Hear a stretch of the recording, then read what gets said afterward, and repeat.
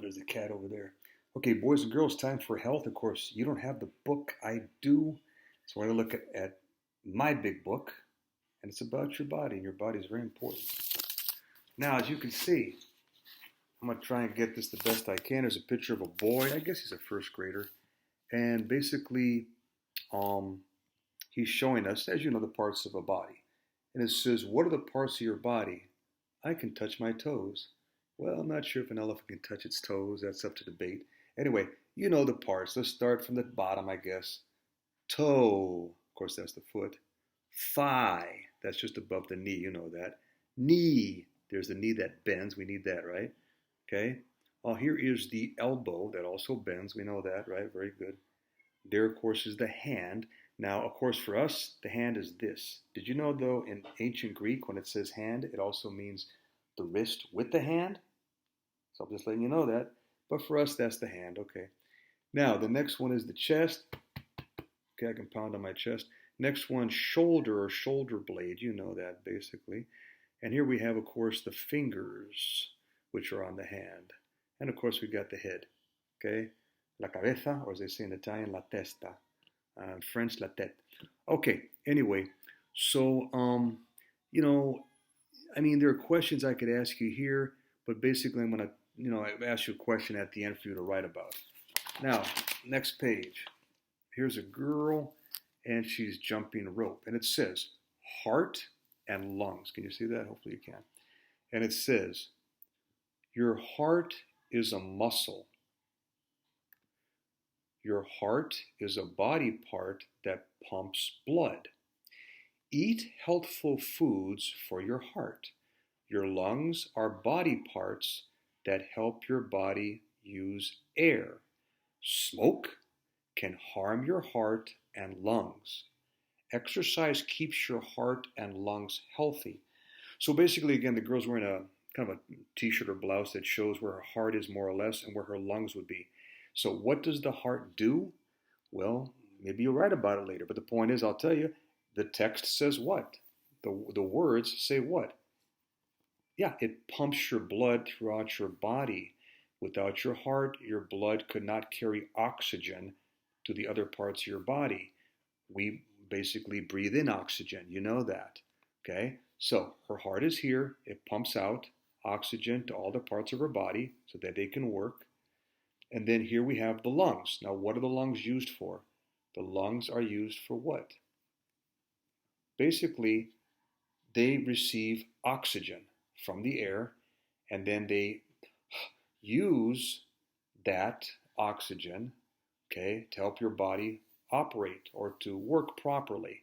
Everybody basically, when they're born at least, have two lungs, okay? Now, again, what can harm your lungs? We just read it too. Hello, it's right there. What can harm your lungs? Yeah, smoke. That could be smoke from air pollution. It could be smoke from cigarettes or cigars or pipes. Okay, that's why I don't smoke. I don't smoke. I don't want to hurt my body. Okay, so yeah, basically, even if you don't smoke, if you're around somebody who smokes a pipe, cigar, cigarettes, you don't want to be around there to breathe that air. I mean, that smoke in. When I was your age, there were no laws saying you couldn't smoke in restaurants or markets or department stores. I remember when I was about, I don't know how old I was, 21, I was working at a department store. This woman, of course, was smoking a cigarette right in front of me. So I'm like, I remember those days. Now, most places they say, no, you cannot smoke indoors. Most. And that's good because you get smoke inside your lungs over so many years, it's bad for you. And people have unfortunately died because they've been heavy smokers of cigars, cigarettes, and like that. So it's not good. Now, what keeps your heart and lungs healthy? We just read it. Exercise. That's why you exercise with Coach Tony. That's why hopefully, even though we're at home now, you can exercise if you have a front lawn, okay, or a back lawn, or you can go to a park to exercise. Mrs. Bartoletti and I, we often go to like, Descanso Gardens. Sometimes we go to like the Gene Autry Museum area. They have places you can walk and this and that and hike. Um, we've also gone to Griffith Park to hike, places like that. And it's good for you to exercise. Okay, it keeps your body strong. Now, next one, Mr. Stomach. Some are bigger than others. And this says your stomach. Young girl here, hi, eating a sandwich. Now, why do you think she's doing that? Well, geez, she needs to eat. And guess what? Her stomach's like, come on, need food, give me food. Okay, so it says your stomach. Have you ever been hungry? Yeah. Have you ever felt your stomach growl? Yeah, I think Mr. Bird has too many times. Your stomach is a body part that changes food. What does that mean? It changes food into energy. Oh, take care of your stomach. Eat quickly. Oh, it doesn't say that? No, it doesn't. What does it say? Eat what? Come on. Yeah, okay. Eat slowly. Chew food well. Drink lots of water to help your body use food.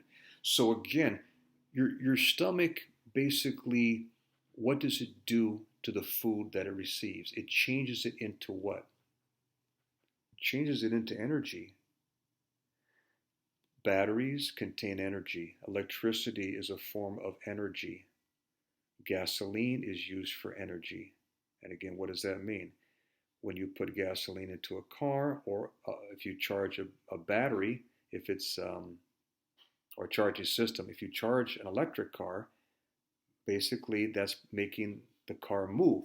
Without electricity or using gasoline, the car can't move. Well, it's the same with us. We're not going to drink gasoline. We're not going to use electricity and electrocute ourselves, obviously.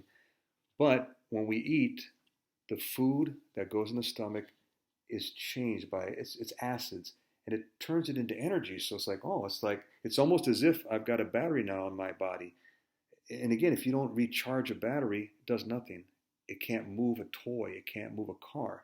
So if you don't eat and drink, your body is going to have very little energy, and you won't be able to do anything at all. If anything, maybe a little bit. So basically, that's what it does. Now, again, we eat slowly. We chew our food well. I've always done that. And it says drink lots of water to help your body use that food. If you don't drink enough, you will dehydrate. Can't do that. When I was in the desert in the army, our higher-ranking sergeants and our officers always said, "Okay, men, make sure you drink enough water. Take some water, men." So we always had to take water with us when we went on. How am I going to say this? Uh, trying to use the right word for you as first graders. We went on details. Okay, when we had missions, how was that? We went on a mission. Okay, I mean a military mission. We always made sure we had water with us over in Iraq. Okay, and make sure that we had enough. If not, we would dehydrate. We could faint. So the same is with you. Now I need to drink more liquids. I admit that. Okay, at home I don't always drink enough liquids because sometimes I forget. Oh, I don't feel thirsty.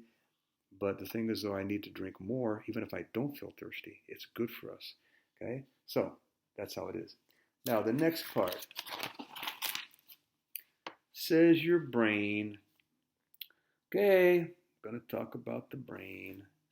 Everybody should be a brainiac, which means everybody is good at doing something. Everybody's got some talent because of the brain. They're good at doing something. Okay, we use our brains every day. You know that. Okay, the brain. Now, obviously, we can't see his brain. That's just showing where it would be. Looks like he's on a baseball team. All right, son, there you go. And it says your brain. Your brain helps you think, learn, and remember. It's a lot of things. It's like a computer. It helps you what? Think. Like, think means like, oh, should I go ahead and buy that shirt made out of cotton or that one made out of polyester?